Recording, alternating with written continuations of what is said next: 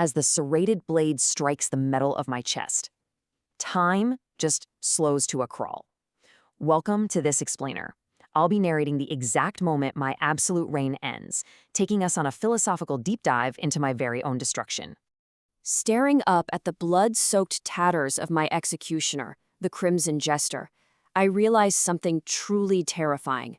The centuries I spent building this cold, calculating, and pristine world, it was all just an illusion waiting to break.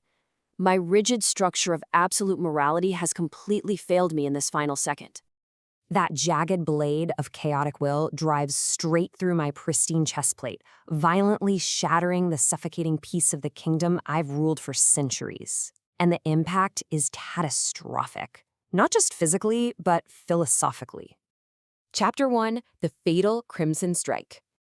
You see, I am the Knight of Reason, and in this agonizing final second, suspended right between life and oblivion, we really need to look at this event as a grim, dark, Gothic fable built on a foundation of Nietzschean philosophy. That grotesque, malicious grin staring back at me, it forces my orderly, calculating world to confront the violent, irrational abyss I tried so desperately hard to bury. He doesn't care about my laws or my logic. Moving to Chapter 2, Thesis, the Apollonian Facade. To really grasp my death, we're framing this whole thing as a Fichtean dialogue. And to do that, we first have to examine the rigid structure of my life as the thesis. Looking through a philological lens, my pristine armor was never actually real. It was nothing but an artificial linguistic and social construct, what we can call Apollo's fragile illusions. I use these constructs to redefine the word good to simply mean that which is safe, static, and predictable. It was a mechanism specifically designed to suppress the ancient vital energies of life just to maintain a perfectly orderly facade. Because my reign was built entirely on what Friedrich Nietzsche identified as slave morality, I literally sanctified weakness and actively demonized our primal instincts as evil. I relied completely on human logic and divine law to create this fragile, sterile monument of absolute truth. But here is the horrifying reality of what happens when you suppress nature. Standing right in front of me, blade in hand, is the terrifying return of repressed master morality. The Jester is the chaotic, primal mirror to my safe, static slave morality.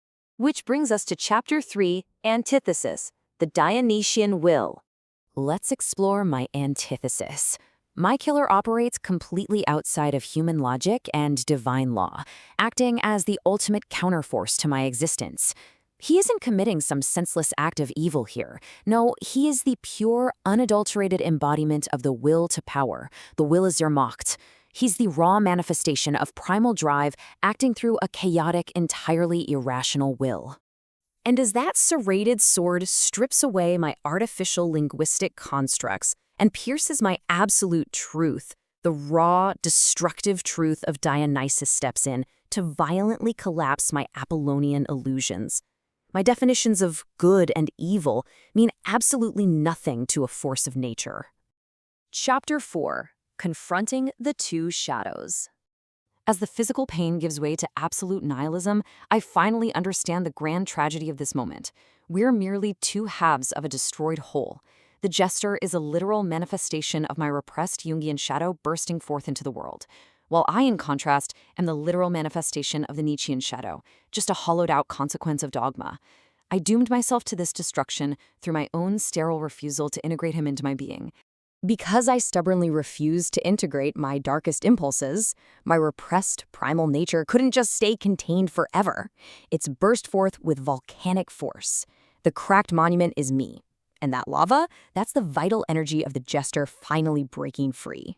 Leading to our final act, Chapter 5, Synthesis of Chaos and Reason.